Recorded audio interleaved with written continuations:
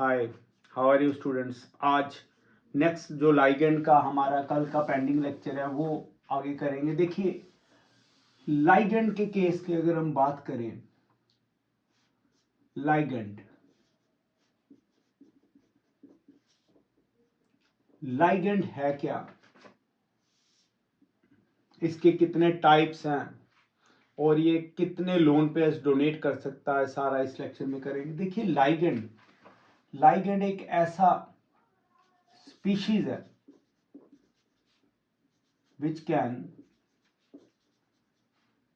give electrons to the metal atom। ये metal atom को क्या कर सकता है, इलेक्ट्रॉन दे सकता है, डिपेंडिंग अपॉन इट्स टेंडेंसी। ठीक है, अब देखिएगा लाइगेंड्स कितनी तरह के हैं। लाइगेंड्स की टाइप मैंने कल यहां पे ही लेक्चर छोड़ा था। अब देखिए लाइगेंड की टाइप्स कितनी है। लाइगेंड डिपेंड करता है केटाइनिक जो पॉजिटिवली चार्ज लाइगेंड्स है, second anionic negatively charge ligand, और थर्ड न्यूट्रल मतलब नो चार्ज लाइगेंड। अब होते क्या केटाइनिक, देखो केटाइनिक एज नेम इंडिकेटिंग, इनके ऊपर कौन सा चार्ज होगा, पॉजिटिव चार्ज होगा।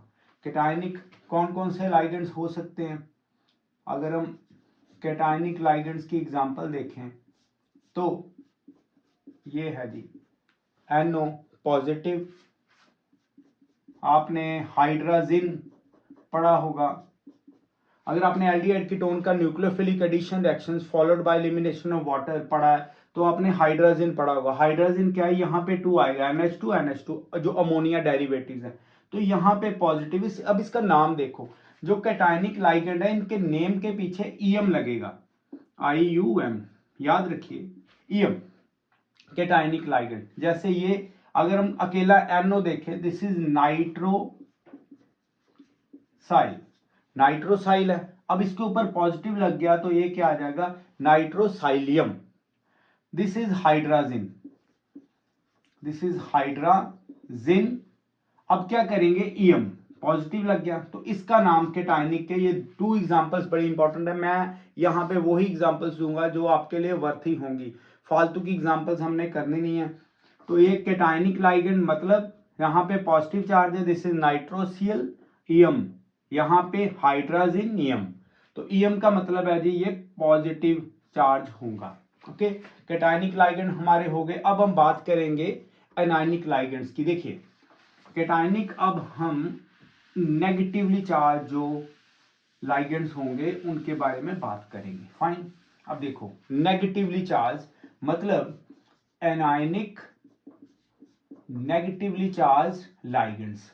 ओके, ये देखिएगा अब इनका भी बड़ा इंटरेस्टिंग है। जैसे हमने EM लगाया, इनके पीछे क्या लगेगा, देखिए जैसे हम पहले एग्जांपल दे ले फिर आपको ज्यादा क्लैरिफिकेशन हो जाए। मैं अगर बात करूं यहाँ पे I की, I negative, this is iodide, ये आयोडाइड आयन है। अब इसका नाम क्या होगा, जब ये नेगेटिवली चार्ज लाइगेंड बन जाएगा, इसके E को हम रिमूव करके O लगा देंगे, आयोडाइडो।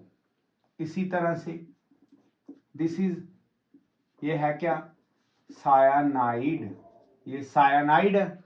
इसका क्या करेंगे हम, E को करेंगे कैंसिल तो क्या लगा देंगे O, सायानाइडो। फाइन, आयोडाइडो सायानाइडो। अब ये हाइड्रोक्साइड, हाइड्रोक्साइडो इजी है। ये ऑक्साइड है तो क्या आ जाएगा, ऑक्साइडो। तो इस तरह से आपने क्या लगाना है, O लगाना है पीछे। बड़ा सिंपल सा हम यहाँ पे पैटर्न फॉलो करेंगे, एक एक स्टेप जो है वो क्लियर करेंगे और इस लेक्चर का पेस थोड़ा स्लो रखेंगे। जैसे कल मैंने लेक्चर में थोड़ा पेस ज़्यादा किया था तो आज थोड़ा स्लो रखेंगे। फाइन, यहाँ पे ये आइडो, सायनाइडो, हाइड्रोक्साइडो और ऑक्साइडो, ऐसे और भी आएंगे। जैसे ऑक्सालेटो नेगेटिवली चार्ज है, यहाँ पे C double bond negative C, ये ऑक्सैलिक एसिड का आयन है, ये है ऑक्सालेटो आयन। ऑक्सालेट है तो E की जगह हमने लिया ऑक्सालेटो आयन। तो इस तरह और भी है DMG वगैरह, वो आगे अभी जब जैसे चलेंगे आपको बताते जाएंगे। अब आ जाएंगे न्यूट्रल। न्यूट्रल कौन से हैं? देखिए न्यूट्रल लाइगेंड्स, यहाँ पे पॉजिटिव और नेगेटिव हमने देख लिए। अब न्यूट्रल लाइगेंड्स कौन कौन से हैं? न्यूट्रल लाइगेंड्स जिनके ऊपर no charge, oh very important, very very important है ये। कौन कौन से हैं चेक करिए। पहला यहाँ पे हम अगर देखें तो ये आ जाएगा ये वाटर। तो इसका नाम लाइगेंड की फॉर्म में अगर वाटर आएगा तो इसको हमने बोलना है एक्वा। एक्वा, मैंने ये दोनों क्यों इसलिए कैपिटल रखा, आपको पता लग जाए डिस्टिंग्विश फॉर्म में। ये अमोनिया, अमाइन या आइमाइन, याद रखना अमोनिया आइमाइन।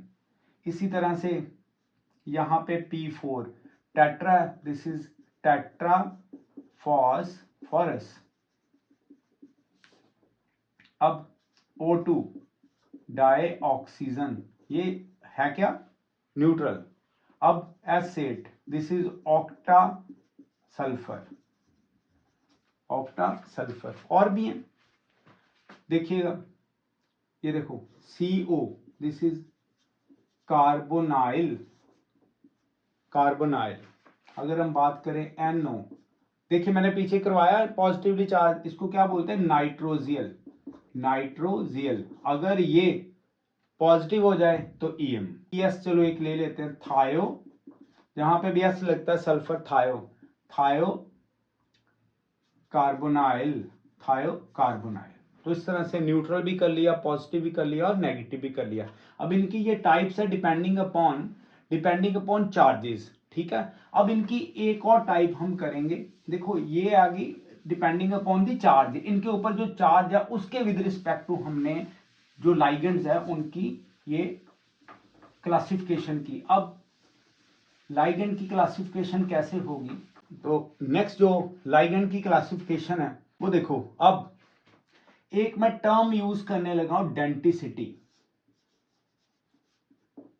डेंटिसिटी पहले ये करेंगे, फिर आपको पता लग जाएगा कि लाइगेंड को किस तरह से हम तरह से वो नंबर्स कितने हैं लोन पेयर को डोनेट करने के, उसके अकॉर्डिंग हम देखेंगे। पहले डेंटिसिटी क्या है? Denticity numbers of donor sites, number of donor sites on ligand, numbers of donor site on ligand, ठीक है, is called, इसे क्या बोलेंगे denticity, is called denticity. Simplified version में हम जो है लेक्चर दे रहे हैं यहाँ पे आपको बना के प्रॉपर। अब देखिए कितने टाइप्स हैं, तो टाइप्स कितनी है इसकी,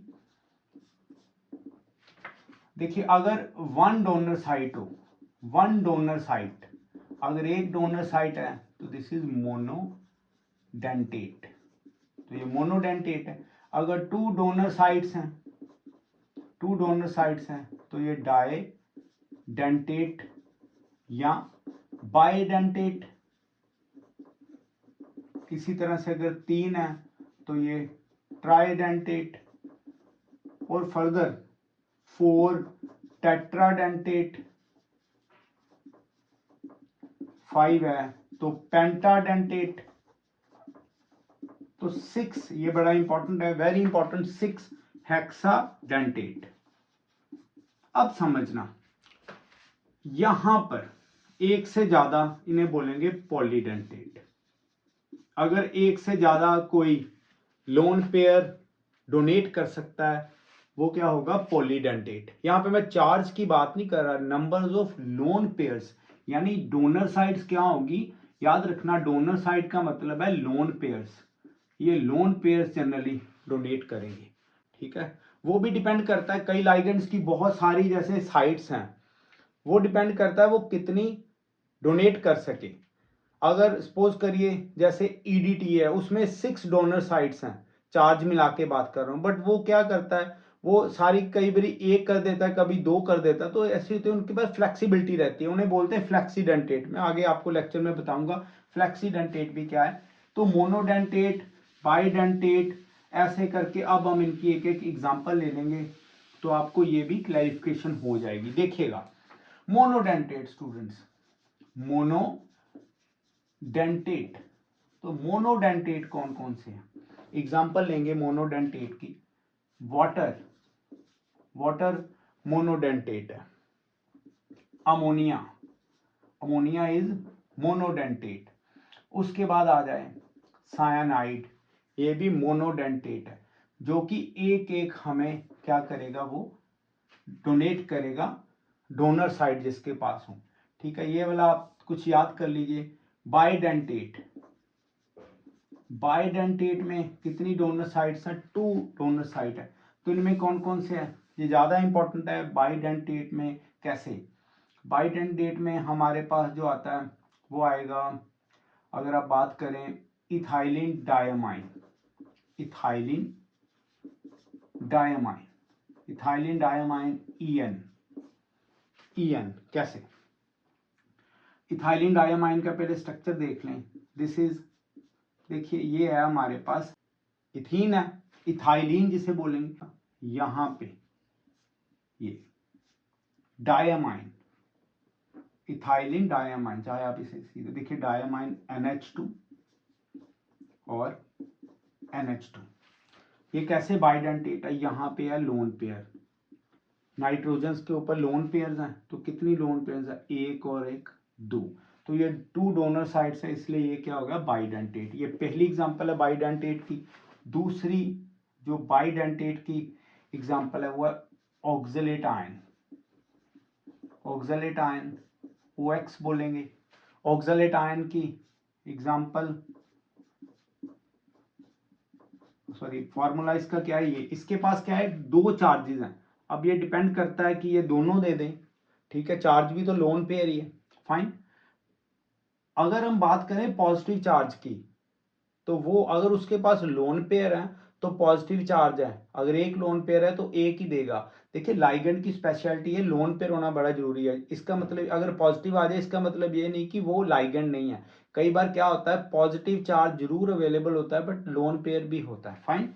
अब तीसरी जो एग्जांपल हम यहाँ पे लेंगे बाइडेंटेट की, तीसरी एग्जांपल बाइडेंटेट की, ऑक्सलेट के बाद हमारे glycerate ion, glycerate ion GLY, glycerate क्या है आपको याद होगा, ग्लाइसिन, ग्लाइसिन एक ऐसा अल्फा अमाइनो एसिड है जो ऑप्टिकली इनएक्टिव है, एक ही अमाइनो एसिड है। उसका स्ट्रक्चर कैसा है अगर आपको याद हो, यहाँ पे H और ये हमारे पास क्या रहता है इसका स्ट्रक्चर, ये वाला स्ट्रक्चर है। ये अल्फा जो कार्बन है ये कायरल कार्बन नहीं है, कायरल कार्बन वो होता है जिसके चारों ओर अलग अलग ग्रुप्स लगे हों, बट यहाँ पे 2 सेम है इसलिए कायरल कार्बन नहीं है। DMG di methyl glycerate, ethylene diamine tetra EDTA, सबसे इंपॉर्टेंट ये है जी EDTA, ethylene diamine tetra acetate ion, इसको एसीटेटो लिखते हैं क्योंकि ये लाइगेंड फॉर्म में है, तो आप इसको एसीटेटो भी लिख सकते हैं। ये है जी इथाइलिन, अब यहाँ पे हमने बनाया था अभी डायमाइन, ठीक है, तो डायमाइन ऐसे रहने देना, टेट्रा एसीटेट देखो 1 2 1 2, इसकी हाइड्रोजन निकालो और ये आएगा एसीटेट आयन, यहाँ पे COH, यहाँ पे COH, ये कार्बोक्सिलिक एसिड, बट क्या हो जाएगा आयंस है तो यहां से हाइड्रोजन निकलेगा नेगेटिव, यहां से हाइड्रोजन निकलेगा नेगेटिव, नेगेटिव और ये नेगेटिव, इसके पास 2 लोन पेयर्स आ गए।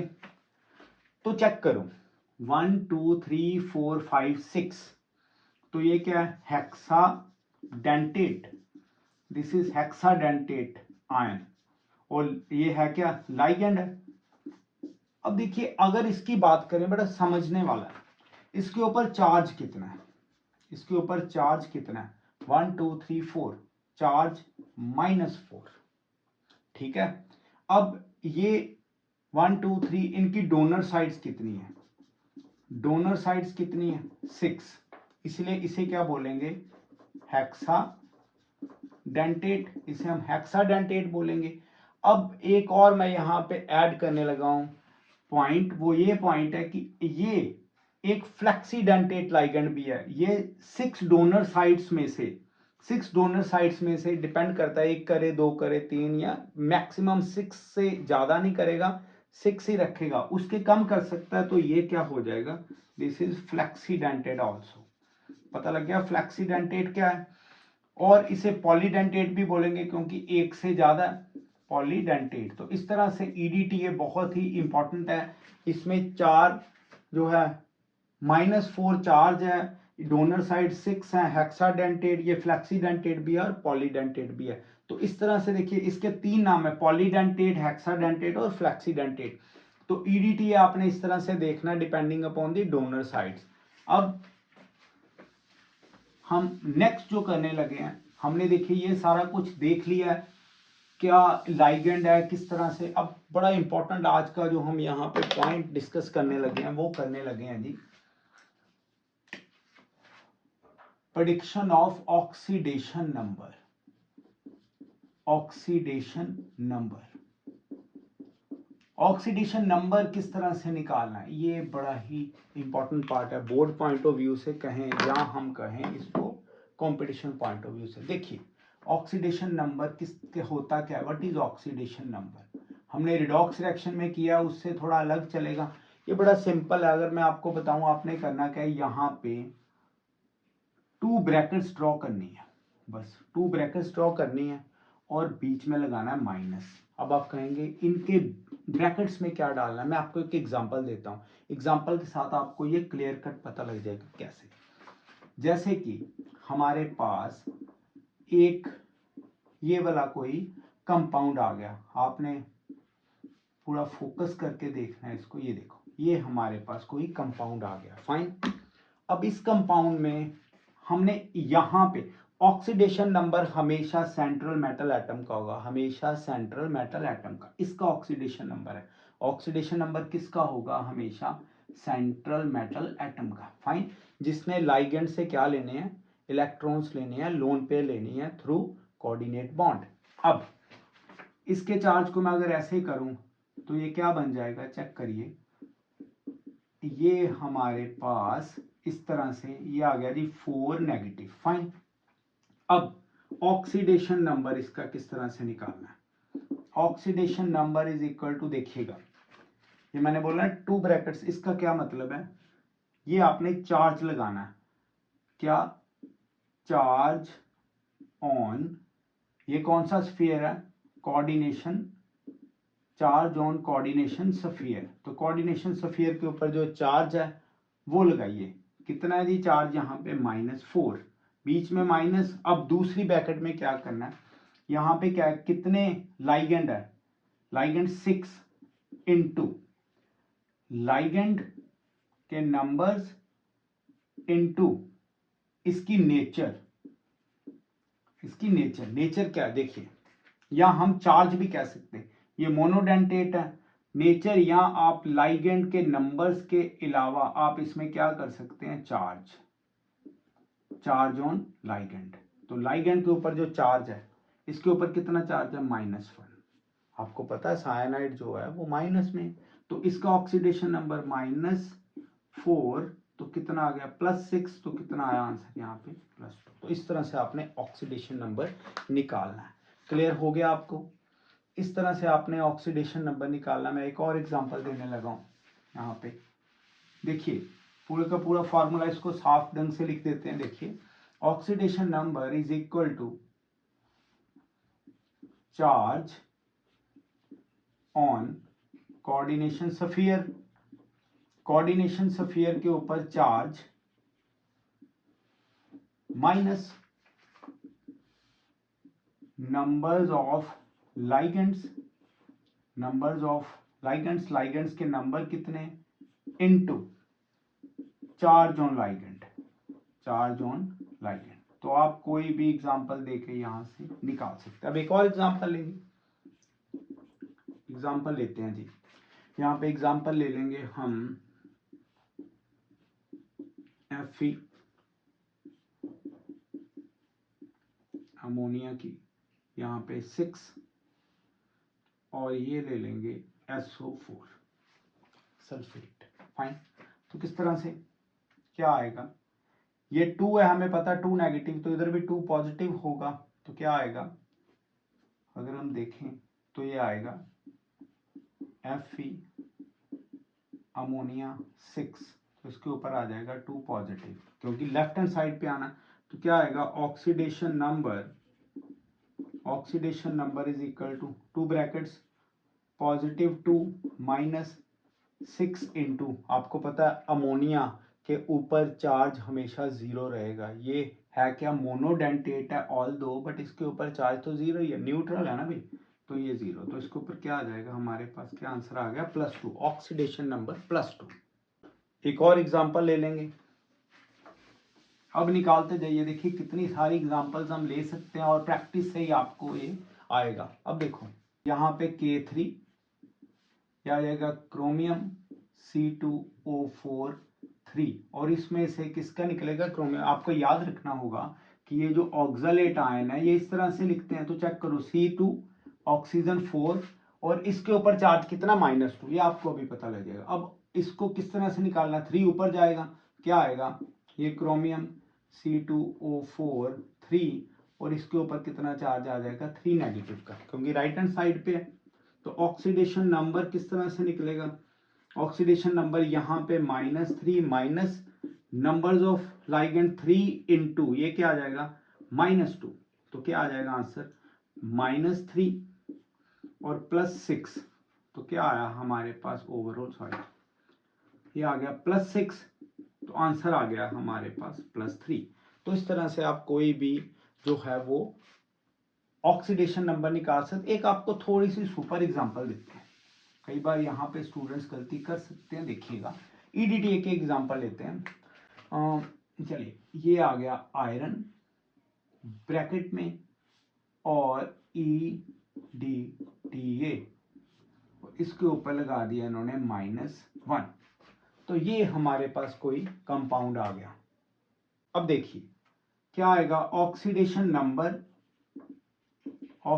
Number is equal to -1 minus EDTA 1 into इसके ऊपर चार्ज कितना है आपको याद होगा, प्लस अपना -4। अगर आपको इसका स्ट्रक्चर याद हो, मैंने आपको ये स्ट्रक्चर बना के दिखाया इसका, तो इस स्ट्रक्चर के अकॉर्डिंग अगर आप देखें तो ये था जी, यही स्ट्रक्चर है इसका,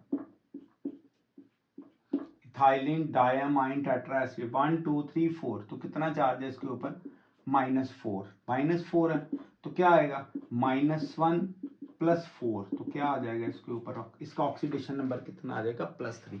तो इस तरह से हमने आज लाइगेंड्स का क्या देखा, पहले चार्ज कितना, कैटायनिक, एनायनिक और न्यूट्रल, उसके बाद हमने इनकी डेंसिटी देखी और बाद में हमने ऑक्सीडेशन नंबर निकालना देखा। तो इस तरह से आपने जो कोऑर्डिनेशन केमिस्ट्री है इसका आज ये दूसरा लेक्चर हमने आपको ये अपलोड करने लगे हैं। अब कल एक थर्ड लेक्चर, उसके बाद आपका कोऑर्डिनेशन नंबर्स जो है वो प्रॉपर ट्रैक पे आ जाएगा और आप किसी भी तरह से इसके जितने भी क्वेश्चंस है कल हम करेंगे इसका कोऑर्डिनेशन नंबर। फिर इसकी सबसे इंपॉर्टेंट जो पार्ट है वो है IUPAC नेम और आइसोमरिज्म। तो देखते रहिए और चैनल को सब्सक्राइब भी करिए। Thank you, bye.